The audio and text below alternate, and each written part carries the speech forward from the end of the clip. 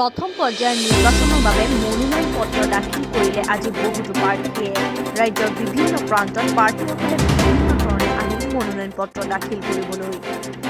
ঢোলে ডগৰে বিশাল সমদলেৰে ৰাজ্যৰ বিভিন্ন প্ৰান্তত মনোনয়ন পত্ৰ দাখিল কৰিলে প্ৰাৰ্থীসকলে গোলাঘাটত হাতীৰ পিঠিত উঠি মনোনয়ন পত্ৰ দাখিল কৰিবলৈ আহি কংগ্ৰেছ প্ৰাৰ্থী বিজুপন শইকীয়া লগতে আহি গৌৰৱ গগৈ আৰু ইয়াৰ লগতে গোলাঘাটৰ বিজেপি প্ৰাৰ্থী অজন্তা নেওগে মনোনয়ন পত্ৰ দাখিল কৰিবলৈ আহি খোলা জীপন হাজাৰ হাজাৰ সমৰ্থকৰ সৈতে নাচি বাগি বোকাখাটত মনোনয়ন পত্ৰ দাখিল কৰিলে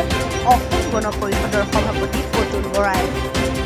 গহপুৰত ৰকিবুল হুছেইন আৰু গৌৰৱ গগৈক লগত লৈ প্ৰথম পৰ্যায়ৰ নিৰ্বাচনৰ বাবে মনোনয়ন দাখিল কৰিলে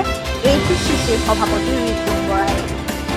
বিহপুৰত মনোনয়ন পত্ৰ দাখিল কৰিলে কংগ্ৰেছ প্ৰাৰ্থী ভূপেন বৰাই ডিব্ৰুগড়ত মনোনয়ন দাখিল কৰিলে বিধায়ক প্ৰশান্ত ফুকনে দুলীয়াজান আৰু নাহৰকটীয়া সমষ্টি হৈ মনোনয়ন পত্ৰ দাখিল কৰিলে অসম জাতীয় পৰিষদৰ সভাপতি লুৰিণজ্যোতি গগৈয়ে লখিমপুৰতো বিজেপি প্ৰাৰ্থী মানৱ ডেকাই উপায়ুক্ত কাৰ্যালয়ত মনোনয়ন পত্ৰ দাখিল কৰিলে ঠিক সেইদৰে কংগ্ৰেছ প্ৰাৰ্থী ডক্টৰ জয়প্ৰকাশ দাসে এক বিশাল ৰেলীৰ লগত লৈ মনোনয়ন পত্ৰ দাখিল কৰিলে যোৰহাটতো বিজেপিৰ প্ৰাক্তন বিধায়ক তথা অসম বিধানসভাৰ অধ্যক্ষ হিতেন্দ্ৰনাথ গোস্বামীয়ে কেইবা শতাধিক সমৰ্থকৰ লগত যোৰহাট জিলা উপায়ুক্তৰ কাৰ্যালয়ত মনোনয়ন পত্ৰ দাখিল কৰে